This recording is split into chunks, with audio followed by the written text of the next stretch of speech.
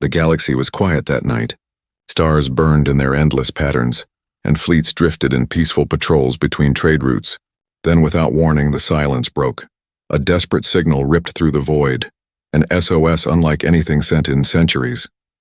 It came from the Varelian Union, a proud alien civilization that once ruled 7 sectors. Their beacon repeated one message over and over. "This is the Varelian command. We are under attack.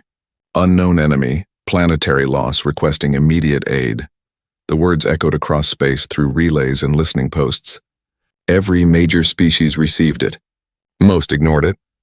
A few watched in silence. None replied. The attackers were a swarm, a cloud of living machines that devoured planets. Whole cities vanished into metallic dust. The Varelians tried to fight, but their ships were torn apart in minutes. Their allies turned away, afraid of being next. In their final moment of panic, someone made a dangerous choice. Someone sent the SOS farther, past the safe territories, beyond the old colonies, into the dark edges of the galaxy where ancient warnings said never to send signals. That was where humanity had vanished centuries ago. To most, Earth was a myth. A death world, they called it. A cursed planet where even the air could kill, where its people were said to be too wild, too stubborn, too fierce to survive among the stars. So when the SOS reached that forgotten region, the Varelians believed it would fade away like all the others. But it didn't. Somewhere beyond the rim, deep in the black, an old human relay woke up. Red lights blinked in sequence, silent for 100 years. Systems came online. A signal was logged, analyzed, and then forwarded to something vast. Something waiting. Inside the command bridge of a ship hidden in the shadows of a dying sun, the signal was received. The words appeared across a cracked console. Varelian distress call detected. Coordinates attached. A figure stood over the display.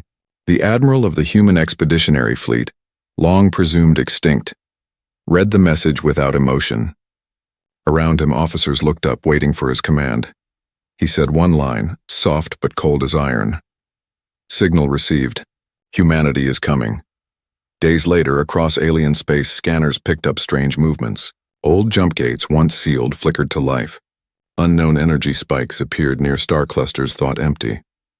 Merchant ships vanished. Radio chatter filled with whispers of something enormous traveling through FTL corridors. At first, the Varelians thought it was the swarm. But then telescopes captured something impossible. A fleet moving in perfect formation, silent and massive, built of dark metal and burning engines. Every ship carried the same emblem, a circle divided by a single line, the mark of Earth. The Deathworlders had returned. Varelian command trembled. Generals shouted orders, unsure if this was rescue or invasion. Politicians argued whether to hide or welcome them. But it was too late. The human fleet had already arrived. One by one, their warships exited hyperspace, vast iron beasts gliding through the void.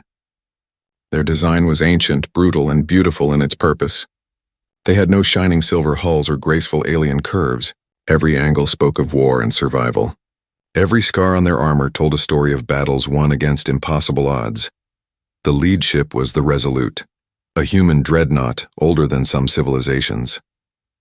Its engines burned blue, its hull blackened from 1,000 fights. As it came into orbit, the sky over Varelia turned dark. Inside the alien command center, panic spread. Officers stared at their screens in disbelief. "Who are they?" one whispered. Another replied, "Deathworlders. They're real." A transmission opened. The voice was calm, deep, and unmistakably human.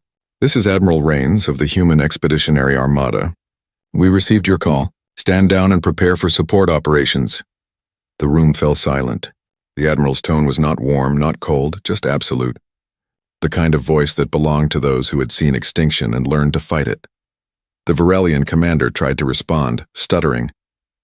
We thank you, Admiral. Our world is—" The human cut him off. "We know. We've seen the swarm before." No one dared to speak after that. Outside, the alien soldiers watched as human dropships descended through the clouds, leaving trails of fire. The Deathworlders were coming, armored figures born from the most violent planet known to life. Their weapons gleamed under the alien sun. To the aliens, they looked more like predators than soldiers. Calm, cold, efficient. Each step was measured. Each glance carried a weight that made the air feel heavy. As the first human squads landed, one alien officer whispered, "They do not come to fight beside us. They come to end this war." Above them, the Resolute's engines roared. The human fleet aligned in attack formation. Orbiting satellites picked up encrypted transmissions, short and final. Phase 1, planetfall confirmed. Commence cleansing operation.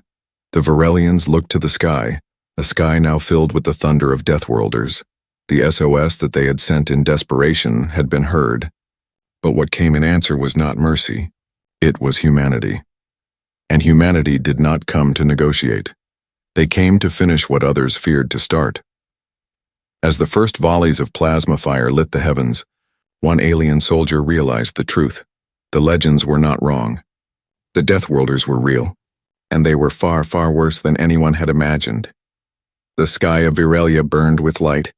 Every ship in orbit seemed frozen as the massive human armada moved into position. The alien commanders could barely breathe as their sensors filled with readings they did not understand. Gravity distortions, heat levels beyond safe limits, power cores that looked more like miniature suns than engines.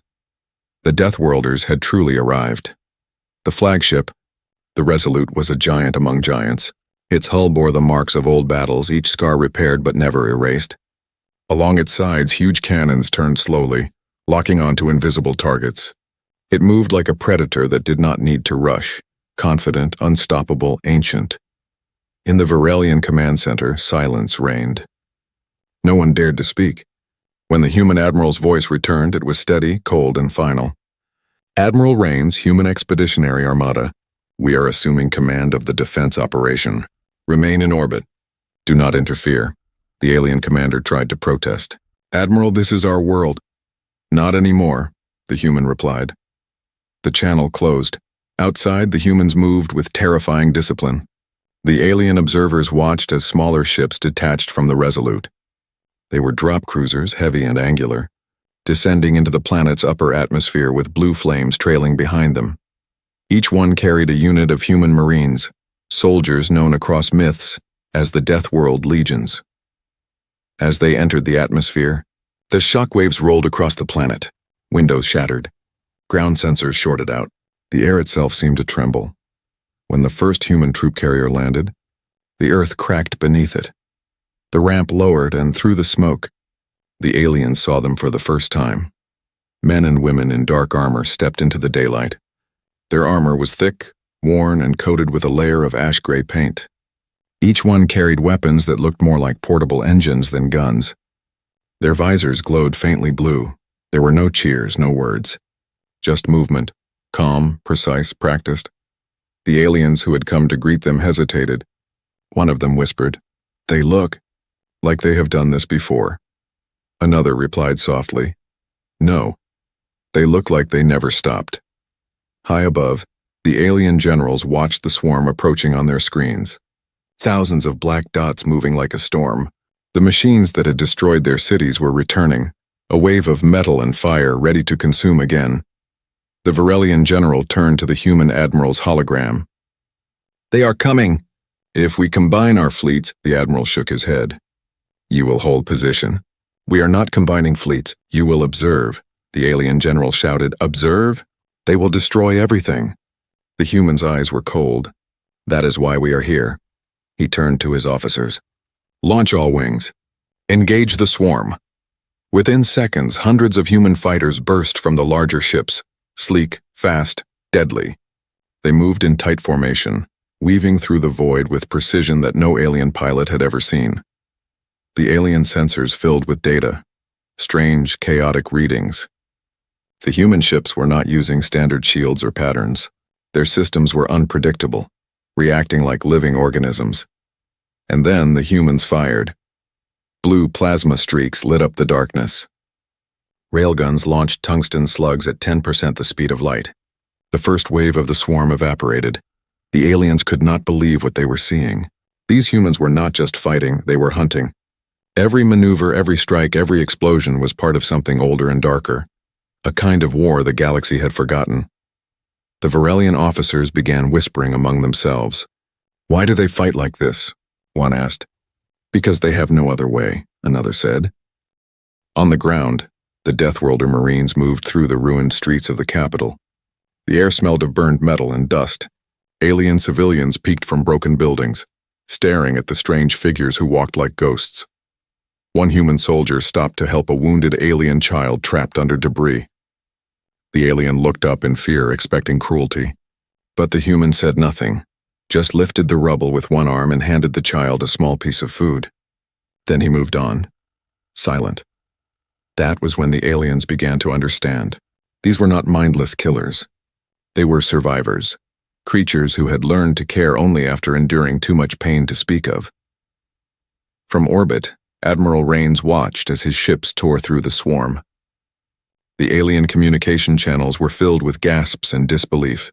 The Varelian general asked, trembling, "How can you fight like this?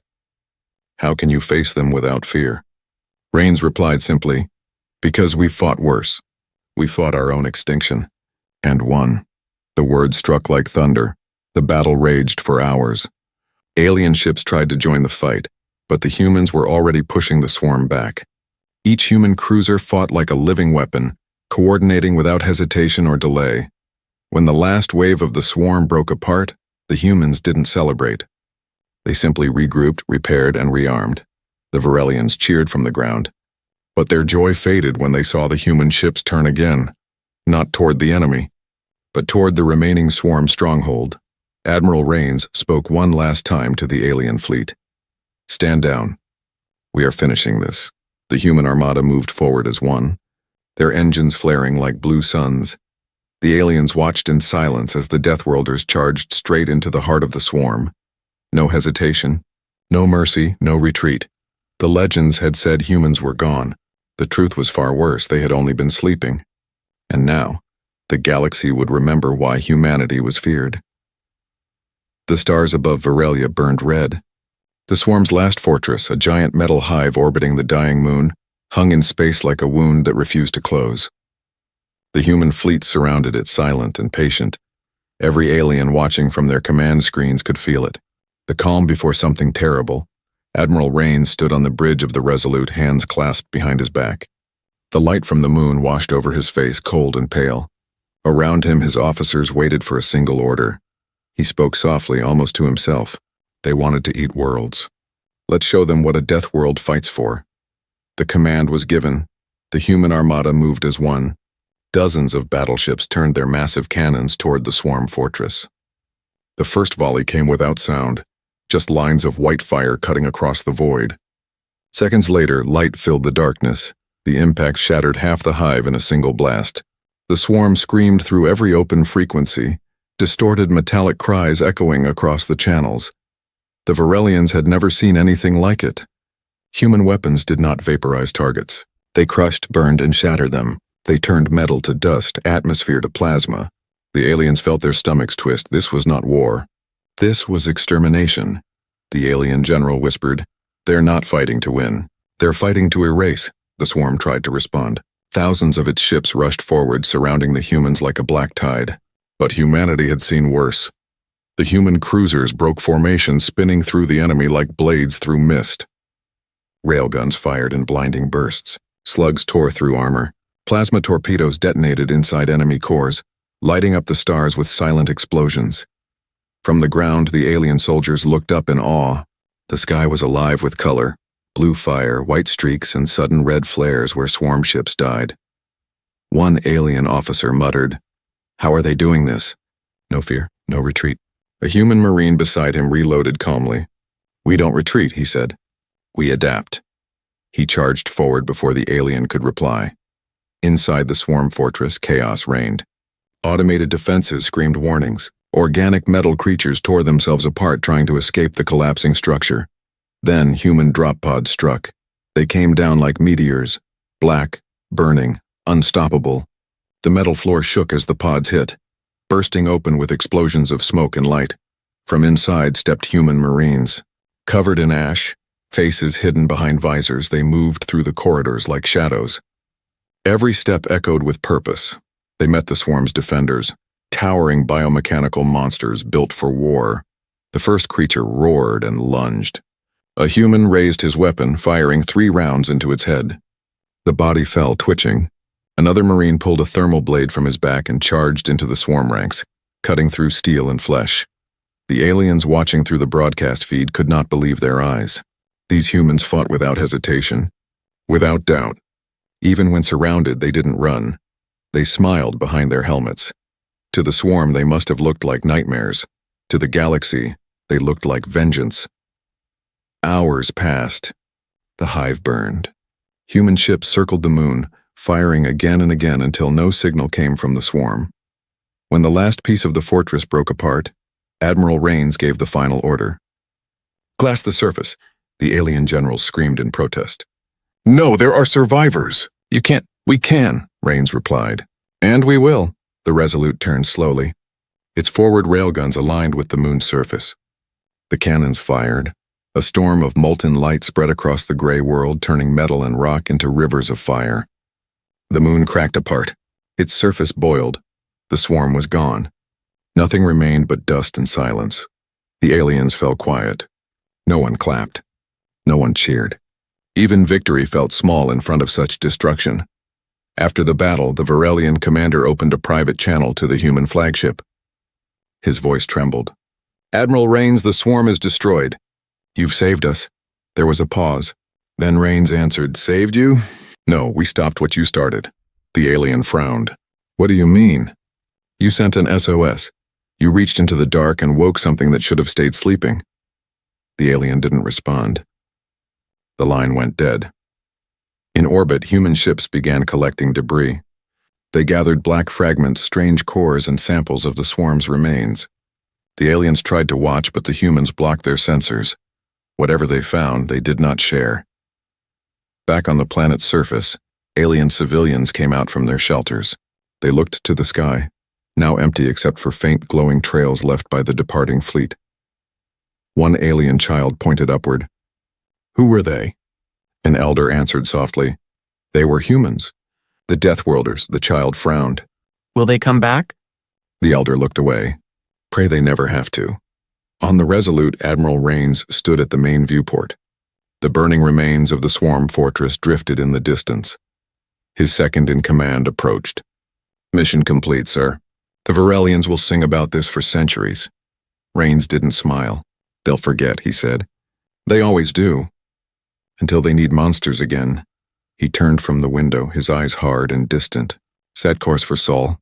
We've been away too long." Engines roared as the human armada prepared to jump.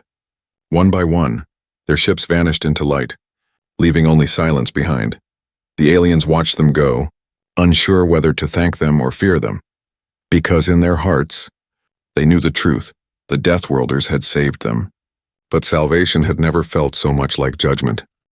The war was over. But the silence that followed felt heavier than the battle itself. The stars above Varelia no longer glowed with explosions. The sky was calm again, and too calm. The swarm was gone. The moon shattered, and the ashes of countless lives drifted through orbit like slow-dying embers. For the first time in many generations, there was peace.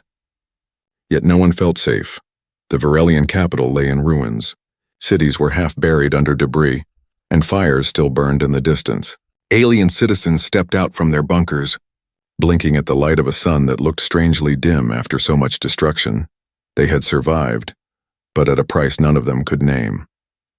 The Deathworlders had left. No words, no ceremony, no celebration, just departure. Their massive ships had turned silently toward the void. Engines burning blue like ghosts vanishing into the dark. In their wake, they left only silence, and a sense that something ancient had stirred. Inside the Varelian High Council chamber, the atmosphere was tense. The surviving generals and scientists gathered around a holographic display that replayed the battle footage again and again. One general spoke first. "We owe them our lives. Humanity saved us." Another replied coldly. "Saved? They burned half our system to ash." The argument grew heated. Some called them saviors, others called them demons. Finally, one old scientist whispered what everyone feared to say. "We called them," they answered. "That was our choice. But next time, they may not ask who sent the signal." The room fell silent. In the outer orbit, a Varelian salvage ship drifted through the wreckage. Its scanners picked up strange readings, fragments of human tech, scorched hull pieces and twisted swarm remains fused together. Among the debris, something unusual appeared, a small metallic object, still glowing faintly with power. The crew brought it aboard. It was a rectangular plaque, old, weathered, but perfectly preserved. Engraved on it were words written in a human language none of them could read. The ship's translator slowly processed the markings, decoding them line by line. When the result appeared on the screen, the entire crew fell silent. It said, "For those who called, humanity always answers." The message spread across the system within hours. Every ship, every colony, every world heard of it. Some saw it as a promise, others saw it as a warning. Days later, a young alien reporter stood at the ruins of the capital recording her message for the Galactic networks. Her voice trembled slightly as she spoke. The Deathworlders came from the dark when no one else would. They destroyed the swarm, but in doing so, they reminded us what power truly looks like. Their ships came without banners, without songs, without pride. They came, they fought, and they left. Not heroes, not gods, just humans. She looked up at the sky, where faint trails of light marked the path the human fleet had taken. The question now is not if they will return. The question is, what happens if they do? Her voice faded, and the transmission ended. Far away in the deep reaches of space, the Resolute traveled through hyperspace. The bridge lights were dim, the crew silent. Admiral Rains stood alone by the observation deck, staring at the endless glow of the stars. His second-in-command approached quietly. "Sir, we've left the Varelian sector." "Orders for the fleet?" Rains didn't look away from the window. "We rest, then we rebuild. The galaxy is changing again." The officer hesitated. "Do you think they'll call for us again?" Rains' voice was calm, but his words carried a weight that filled the room. "They always do. Fear is the only thing that keeps them united." The officer frowned. "And us, sir? What keeps us united?" Rains finally turned. His eyes were cold and tired, the eyes of a man who had seen too much of war. "The memory of home," he said, "and the promise we made never to let it burn again." He walked back to his chair, the sound of his boots echoing softly on the metal floor. The stars stretched into lines as the fleet jumped again, farther into the dark. Back on Virelia, children played among the ruins. They used pieces of melted metal as toys, pretending to be the Deathworlders who had saved them. A small boy aimed a broken pipe toward the sky and shouted, "Bang!" "Bang, humanity's here." The adults smiled sadly, unsure whether to laugh or shiver. That night, the oldest survivor in the city, a blind scholar, sat beside a fire speaking to a group of young students. "You must understand," he said softly. "The humans were not born cruel. They were born where the world itself wanted them dead. On their planet, everything, the storms, the beasts, the land, tried to kill them. So they learned to endure. They learned to strike first. And when the galaxy forgot them, they didn't die. They waited." He paused, letting the silence fill the room. "So when they came to us, they did not come to save us. They came to remind us what happens when you forget how to fight for your own survival." One of the students whispered, "Will they come again, Elder?" The old man smiled faintly. "They will come when someone else cries for help. And when they do, the stars will burn again." The camera of imagination pulls back and from the planet, from the wreckage, from the broken moon, until the galaxy itself becomes a single shining spiral. Somewhere beyond its edge, the human fleet drifts silently between stars.